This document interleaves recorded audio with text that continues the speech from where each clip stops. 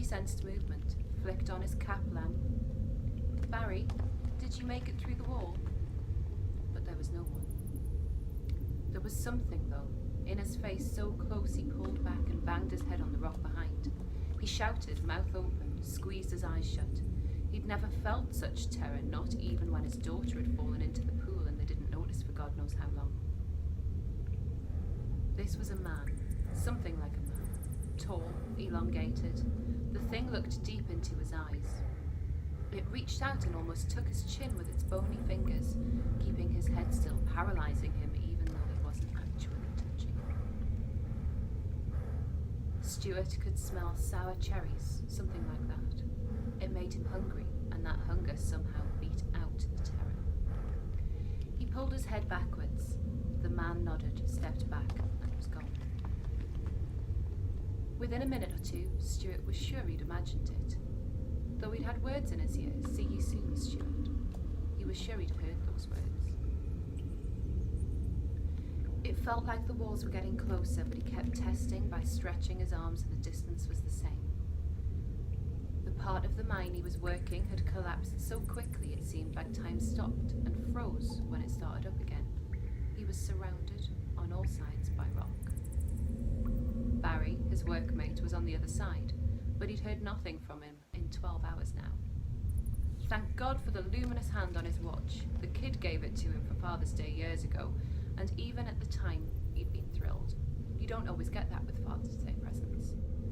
It wasn't what you'd call a worker's watch. It was full of gadgets, like the watches of the office men who drove to work every day, passing him as he stood cold in the dark at the bus stop with the other miners.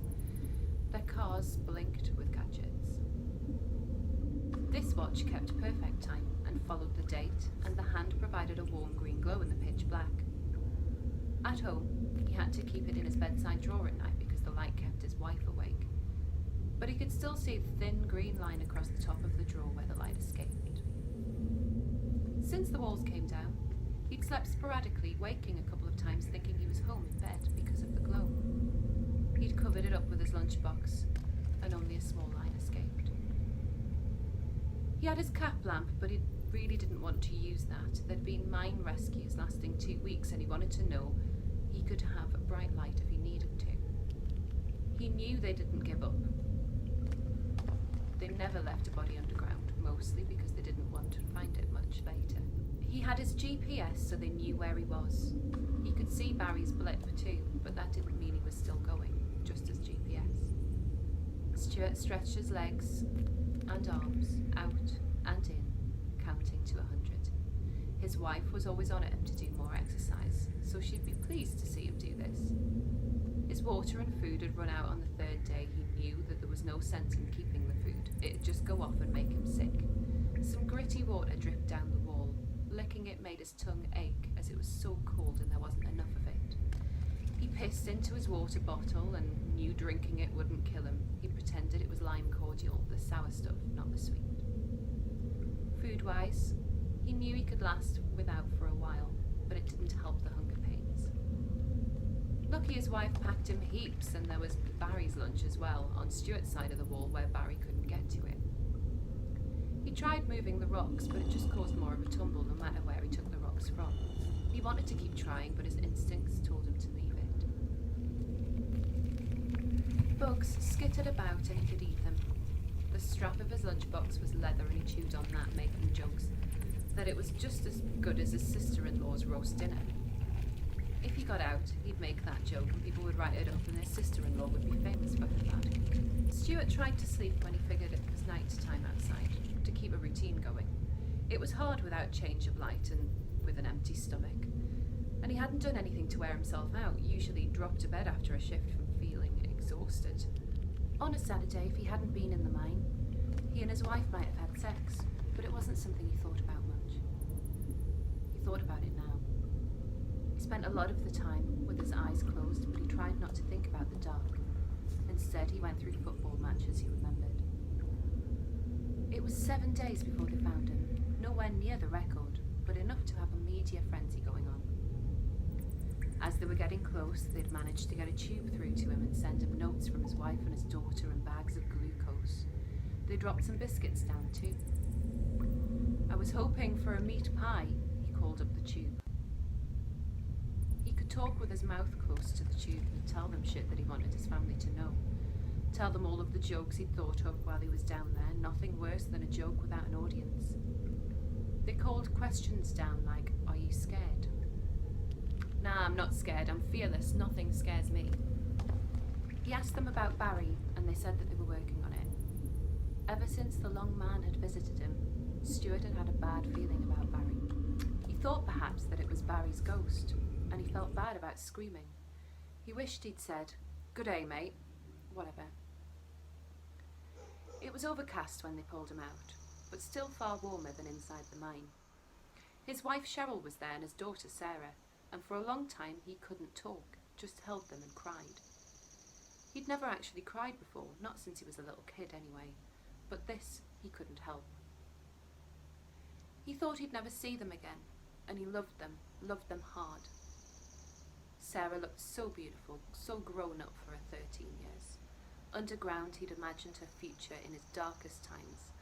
Like the hours after the long man disappeared and he felt like giving up, he imagined her future. Who she'd be, what she'd do, who she'd marry, what her kids would look like. He dreamt it all in case he didn't get to see it, and now here she was. His rescuers were there too, none of them keen to go home. Dirty-faced, exhausted. He couldn't believe how happy they were to see him. He knew he'd have to live well every day of his life to justify what they'd done. "Where's Barry? Did you get him out yet?" he asked once he'd had a warm drink. They loaded him into an ambulance, although he said he felt fine. "They haven't got Barry yet," Cheryl said, but her eyes were downcast and he knew that she was fibbing. She didn't do it very often and he thought only to protect him. Like the time half the mine was shut down and the wives knew about it first, and the time Sarah had broken her arm because of the kid next door. Cheryl didn't want to tell him because she knew how angry he'd be. But he didn't do anything about it. The kid was never allowed in their front door again, but that was it. "I'd rather know than not know," he said. There were news cameras, people with microphones, and others with notepads. "Why do you think he survived?" they shouted at him. "Why you and not Barry?" The tears took again at that, and Cheryl squeezed his hand hard. The ambulance crew shut the door, and then it was a week in hospital before he had to face the questions again. They told him about Barry. Once they all thought it was all good. Barry'd been trapped, his leg under the rocks. Stuart could imagine how bad that must have felt, so Barry tried to cut his way through. Jesus, cut his way through his own leg. They said he'd bled to death. "He wrote you something while he was down there," Cheryl said. "He was always scribbling, that Barry. He'd write a letter to the Pope if he could get the address," Stuart said. It was an old joke which made him tear up, thinking that Barry would have laughed at this one. He was hallucinating, they reckon, but still, you should read it. "I thought you'd got through the walls, Stu. I didn't hear you, but I heard a rock shift, so I thought you must be to my left. You wouldn't answer me, so I cracked the shits. I couldn't turn my body, but I turned my face as far as I could, twisted my cab lamp to watch you. I figured you wanted to kill and eat me. That's how stupid I was. It wasn't you. My light went right through this thing. I could see it though.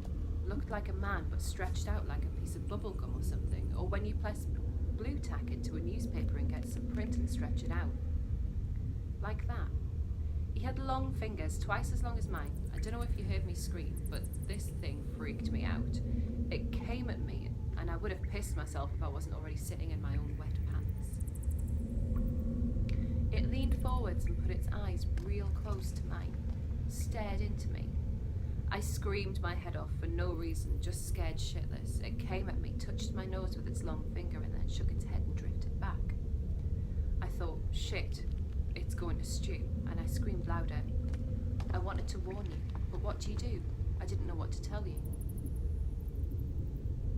I don't know if I'll last until they find me. Tell my mates they did me proud. And if you can find my mother, tell her I'm sorry.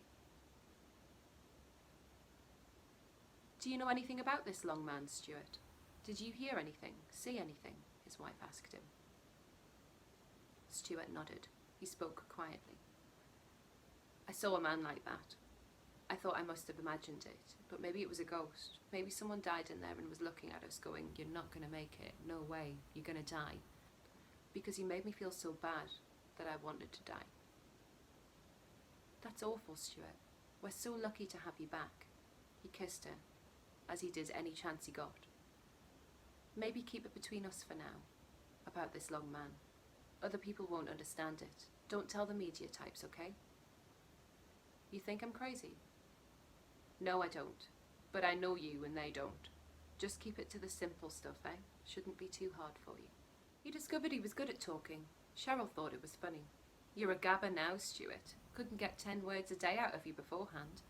She fixed his hair, getting him ready for the next press conference. "Yeah, well, they're always asking me for answers," he said. He didn't mind. It was always the same thing, so he didn't have to think too hard. This one, the room was packed. They knew he was fully recovered and had some others to talk to. The mine owner, who Stuart had never met, one of his rescuers, and some doctor, a psychologist. They had a good go at the mine owner for a while, about responsibilities and compensation, and then they turned to Stuart. "Did you always think you'd be found?" "I always expected to be found. I'm a bit like that. I expect I'm going to get good luck. I'm just that kind of person. All credit to the rescuers, though. I can't believe those guys. Still can't believe what they did. We'll be friends for life because of it." The rescuer next to him clapped a hand on his shoulder. "Was there any time you wanted to give up?"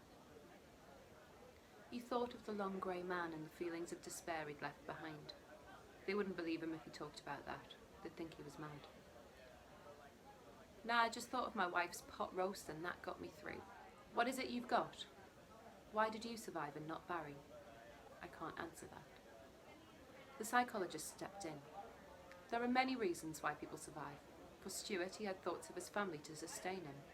Barry didn't have that, and studies have shown that it makes a difference. Although Stuart was less dramatic in his actions, maybe he thought ahead a little bit more, and maybe Barry thought he could get out of it." "You're saying it's Barry's fault he was trapped? His own fault he died?" "No, not at all, but the fact is that Stuart thought it through and trusted the rescuers." "Do you think yourself lucky, Stuart?" "Couldn't be luckier," Stuart said. "Luckiest man alive." "I'm sure your rescuers will be happy to hear that. Do you feel any sense of obligation to them? Do you owe them anything?" "Yeah, look, they're all spread about the place. But they can come to my place for a feed any time they like. And you know what I really owe them? I owe them a good life."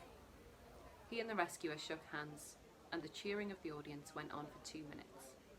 "What do you say to the idea that some people don't survive because they might have died helping others?" "Yeah, well, if I could have helped Barry survive, I would have." "What about his food? Is it true you ate his food?" "Yeah, I ate his food. He couldn't get to it and it was only going off. That's not what killed him." The psychologist said, "It is true that often it is the survivors that don't help others, especially in times of famine. Survivors are the ones who will take food from a child's mouth." Stuart felt stunned. He wasn't sure how the conversation had turned against him and what a hero he was, but it seemed it had.